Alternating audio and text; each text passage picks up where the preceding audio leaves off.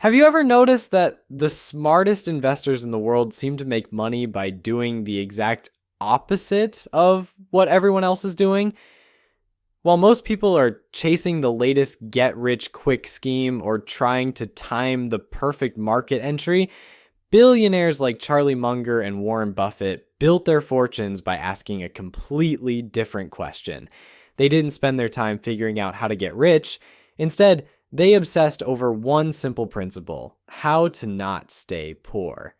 My name is Nick, and I've spent way too much time studying the psychology of money and why some people seem to effortlessly build wealth while others remain stuck in the same financial position year after year.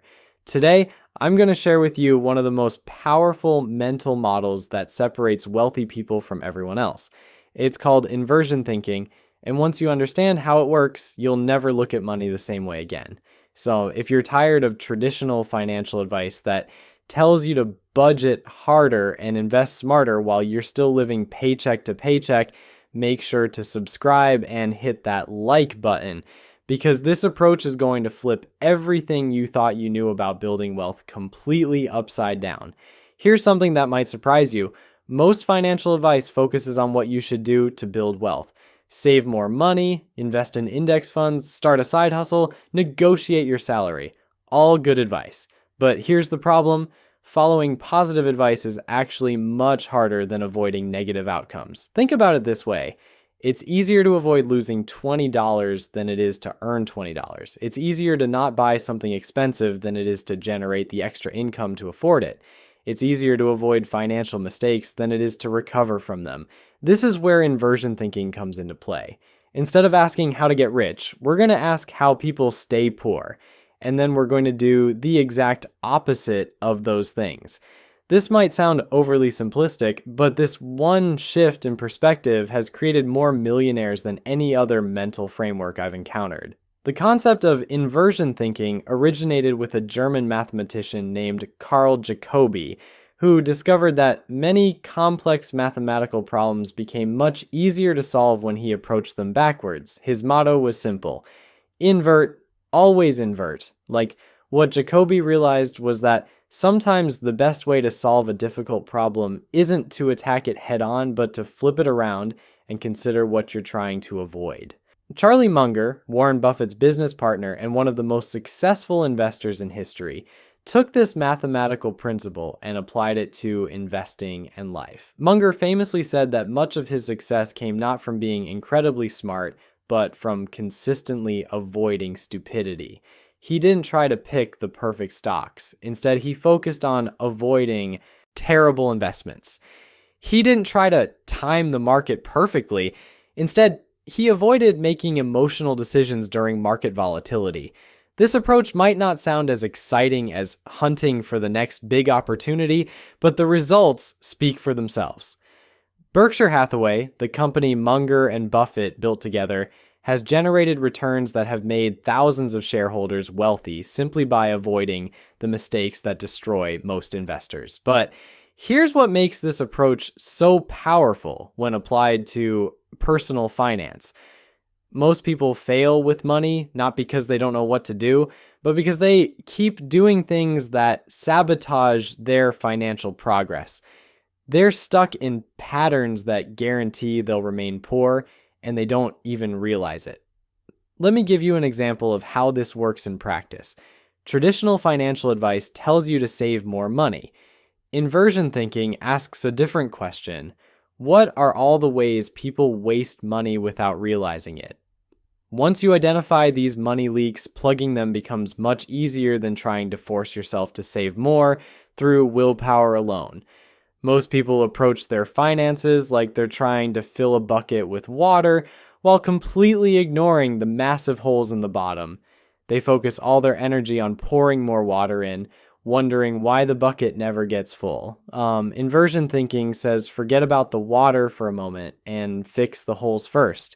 The beauty of this approach is that it works regardless of your current income level.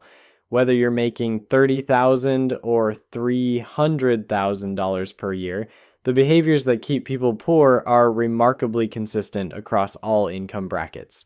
I've seen high earners with six-figure salaries who are more broke than minimum wage workers who understand these principles. This is because staying poor isn't really about how much money you make. It's about the financial habits and mindset that ensure most of your money disappears before it has a chance to grow.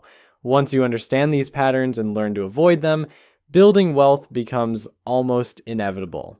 Now, you might be wondering why this approach works better than traditional positive thinking about money. The answer lies in how our brains are wired. We're naturally much better at recognizing and avoiding threats than we are at pursuing opportunities. This made sense when we were hunter-gatherers trying to survive, but it also means we can use this natural tendency to our advantage when building wealth. When you focus on what not to do, you're working with your brain's natural patterns instead of against them. You're not trying to force yourself to develop new habits through willpower alone. Instead, you're identifying and removing the obstacles that are already preventing you from building wealth. This is also why most lottery winners end up broke within a few years despite receiving millions of dollars. They never learned to avoid the behaviors that keep people poor. They just temporarily had more money to lose. Without changing their underlying financial patterns, the outcome was predictable. Jeff Bezos used a version of inversion thinking when he was deciding whether to leave his comfortable Wall Street job to start Amazon. Instead of asking himself how to guarantee success, he asked a different question.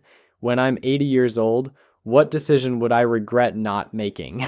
He realized that he could live with failing at building an internet company, but he couldn't live with never trying. This framework, which he called regret minimization, helped him make one of the most successful business decisions in history. The same principle applies to personal finance. Most people spend their entire lives wondering what would have happened if they had started investing earlier, if they had avoided that expensive car payment, if they had resisted lifestyle inflation when they got their first big raise. These regrets compound over time, and eventually they realize they've spent decades making decisions that guaranteed they would never build real wealth. But here's the good news. Unlike many other approaches to building wealth, inversion thinking doesn't require you to have special knowledge, connections, or even a high income to get started. It simply requires you to identify the specific behaviors and decisions that keep people trapped in financial mediocrity and then systematically avoid them. The most powerful part about this approach is that it creates immediate results. When you stop doing things that drain your wealth, you'll notice the difference in your bank account within the first month. You don't have to wait years to see if an investment strategy pays off. You don't have to hope that a side business eventually becomes profitable. You simply stop the behaviors that have been sabotaging your financial progress, and the money you were already earning starts to accumulate instead of disappearing. Think about this for a moment.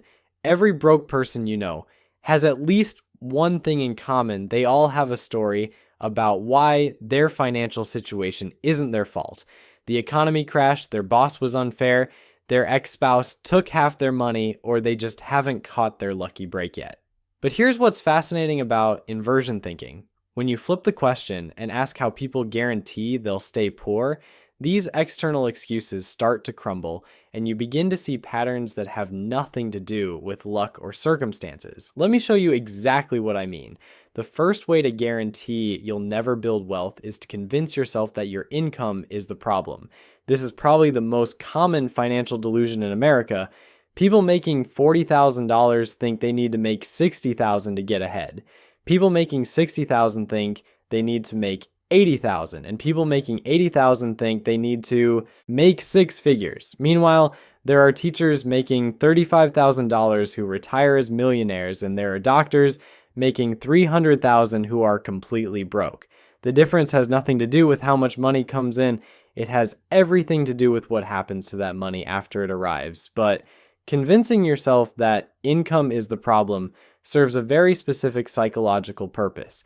It gives you permission to avoid taking responsibility for the money you already have. After all, why bother learning to manage $40,000 properly if the real solution is making $80,000?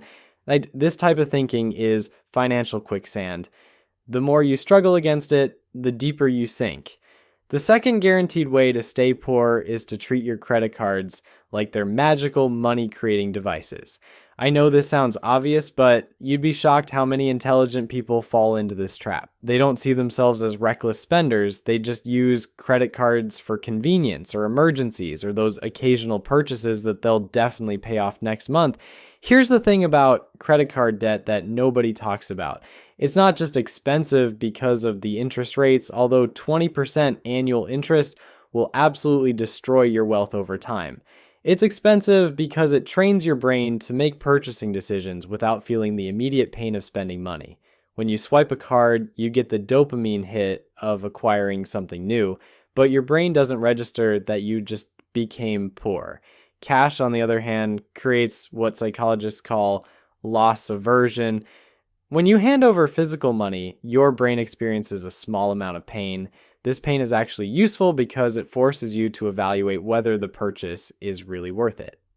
Credit cards eliminate this natural feedback mechanism, which is exactly why retailers love them and why they're so dangerous for building wealth. The third way to guarantee permanent financial mediocrity is to fall victim to lifestyle inflation the moment your income increases. This one is particularly insidious because it feels like success. You get a raise, so you upgrade your apartment. You get a promotion, so you lease a nicer car. You get a bonus, so you start eating at more expensive restaurants. Each individual decision seems perfectly reasonable. After all, you're making more money now, so shouldn't your lifestyle improve accordingly? But here's what happens. Your expenses rise to meet your new income level, and sometimes they exceed it. You end up in the same financial position you were in before the raise, except now you're trapped by higher fixed costs. I've watched this pattern destroy more financial futures than market crashes or economic recessions. People climb the income ladder for decades, always assuming that the next raise will finally give them breathing room, never realizing that they're running on a treadmill that speeds up every time they get ahead. The fourth guaranteed method for staying poor is to buy things you can't afford to impress people you don't even like. This includes expensive cars with payments that stretch for 7 years, designer clothes that you put on credit cards, and houses that require you to be house poor just to make the monthly payments. But the real tragedy isn't the money wasted on these purchases. It's the opportunity cost of what that money could have become if invested instead. Like right now, that $500 car payment might seem manageable today, but over 30 years, that same money invested in index funds would grow to over $600,000. You're not just buying a car, you're trading your future financial freedom for the temporary satisfaction of driving something impressive. The fifth way people guarantee they'll never build wealth is by treating their emergency fund like a suggestion rather than a necessity. They tell themselves they'll start saving for emergencies once they have more money, or after they pay off their current debt, or when life becomes less expensive. Meanwhile, every minor financial setback becomes a major crisis that requires borrowing money or liquidating investments at the worst possible time. Without an emergency fund, you're essentially gambling that nothing unexpected will ever happen to you. Your car will never need major repairs, you'll never have a medical emergency, you'll never lose your job, and your home will never require expensive maintenance. This isn't optimism, it's financial suicide. Here's what makes this particularly destructive. When you don't have emergency savings and something goes wrong, you're forced to make desperate financial decisions. You might cash out retirement accounts and pay penalties and taxes. You might take on high interest debt. You might sell investments when the market is down. Each of these moves doesn't just cost you money today, it derails your long-term wealth building for years to come. The sixth method for ensuring permanent financial struggle is to avoid learning about money and investing because it seems too complicated or boring. This is like refusing to learn how to drive because cars are complicated, then wondering why you can never get anywhere. Here's the uncomfortable truth. Money is one of the most important subjects in modern life, and most people know almost nothing about it. They can tell you the batting average of their favorite baseball player, but they don't understand the difference between a traditional and Roth IRA. They know every detail about their favorite TV show, but they've never read a single book about personal finance. This willful ignorance isn't just limiting, it's expensive. When you don't understand how money works, you make costly mistakes. You fall for scams, you pay unnecessary fees, you miss opportunities, you trust the wrong people with your financial future, and perhaps most importantly, you never develop the confidence to take control of your own wealth building. The seventh guaranteed path to financial mediocrity is procrastination disguised as perfectionism. These are the people who spend months researching the perfect investment strategy, but never actually invest a dollar. They're waiting for the ideal market conditions, the perfect stock picks, or complete certainty about their financial plan. Meanwhile, time is working against them. Every month they spend planning is a month their money isn't growing. Every year they postpone investing is a year of compound interest they'll never get back. This isn't just about missing out on a little growth, it's a mathematical disaster. Consider this. A 25-year-old who invests just $200 a month for 10 years and then never invests another dime will actually end up with more money at retirement than someone who starts at 35 and invests the exact same amount for 30 years. The early investor puts in $24,000 total. The procrastinator puts in $72,000, works 3 times as long, and still ends up with less. That is the price of trying to find the perfect time to start. The perfect plan that you never implement is infinitely less valuable than the decent plan that you start today. This is why Charlie Munger and Warren Buffett focused on avoiding obvious mistakes rather than finding perfect opportunities. And they understood that time in the market beats timing the market, and that starting with something is better than waiting for everything to be perfect. Now, the 8th way to guarantee you'll remain financially stuck is to fall for what I call the complexity trap. This is when people convince themselves that building wealth requires some sort of advanced degree in economics or access to secret investment strategies that only the ultra-wealthy know about.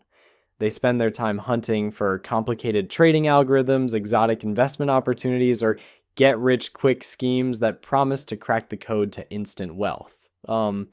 Here's the ironic part. While they're searching for these magical complex solutions, they're completely ignoring the simple, boring strategies that actually work. They'll spend hours researching cryptocurrency day trading, but won't open a basic index fund account. They'll attend expensive seminars about real estate flipping, but won't automate their retirement contributions. They're looking for a financial cheat code when the real answer is embarrassingly straightforward. Charlie Munger understood this perfectly. He once said that his success came from focusing on simple, understandable businesses rather than trying to decode complex financial instruments. The most reliable path to wealth isn't found in complexity. It's found in doing simple things consistently over long periods of time.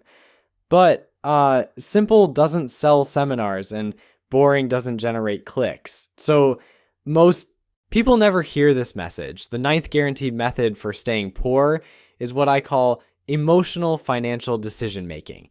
This shows up in countless ways, but they all stem from the same root problem: making money choices based on how you feel in the moment rather than what makes sense for your long-term financial health. You're stressed about work, so you go shopping to feel better. You're excited about a bonus, so you immediately spend it on something fun. You're angry about a market dip, so you sell your investments at the worst possible time.